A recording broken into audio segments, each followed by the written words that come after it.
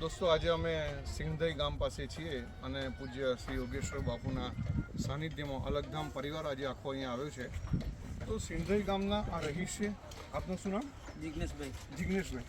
જિગ્નેશભાઈને આપણે સાંભળીએ કે એમના ઘરમાં શું નુકસાન થયું છે. જિગ્નેશભાઈ બતાવો. અમારા ઘરમાં તો છાપરા બધા ઉડી ગયા. હા. ને દિવાલ બી તૂટી ગઈ ને ફ્રીજ એમ તો તૂટી ગયું. ઘરઘંટી બી જતી રહી. અચ્છા, અને પાણી ટાંકીનું ટાંકી બી બહાર ફેંકાઈ ગઈ. કેટલા લીટરની ટાંકી? 500 લીટરની. 500 લીટરની ટાંકી અમારા ઘરે હતી.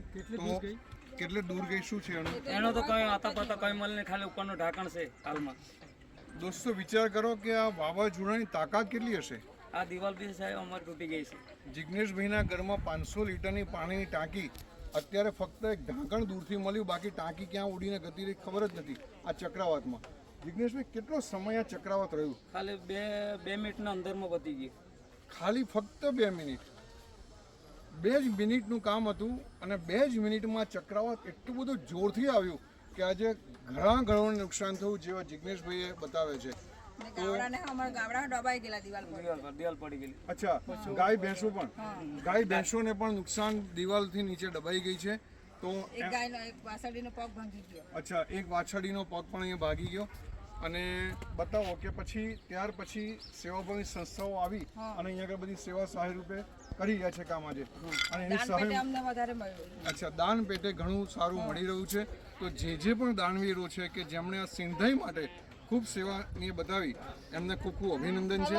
અને અમારો રામદેવ પરિવાર, અલગધામ પરિવાર આજ રોજ અહીં આગળ આખા સિંધઈ ગામને આજે પ્રસાદ લેવા માટે અહીં આગળ અમે પ્રસાદ લેવડાવવા માટે અહીં આગળ અમે આવ્યા છીએ. લગભગ 1000 થી 1200 પરિવાર સભ્યો છે અહીં આગળ કે જેને આજે આખા દિવસનું ભોજનની વ્યવસ્થા અલગધામ મંદિરે કરી છે. તો અલગધામ મંદિરે અવારનવાર નિત્ય સેવા સત્સંગ ભંડારા તો ચાલે જ છે, પણ અલગધામ હંમેશા આવા પૂર પીડિતો માટે સદાય ઊભું રહે છે. અને અલગધામ પરિવાર કે જે આજુબાજુના ગામમાં પણ અહીંયા છે, એ પણ અહીંયા આગળ ઘણા સમયથી જોતરાયો છે.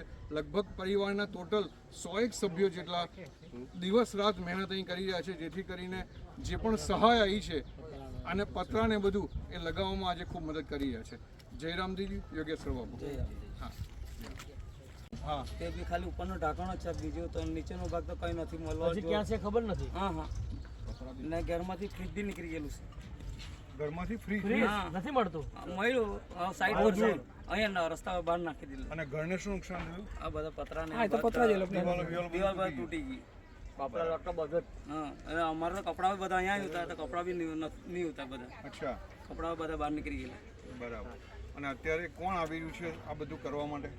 આ તો હવે સુરતના ભાઈ આપણે સવાણી ગ્રુપ આવે ને આખું તેણે બધા પતરા ને એવા તેણે જ આપ્યો બધું. બરાબર. આજે સહાય સરકારની એમ તેમ કોઈ સહાય મળી નથી. બરાબર, સમજી ગયો. ભલે વાંધો નથી, બસ સેવાભાવી સંસ્થાઓ તો આવે છે. આવે છે બધા આવે છે.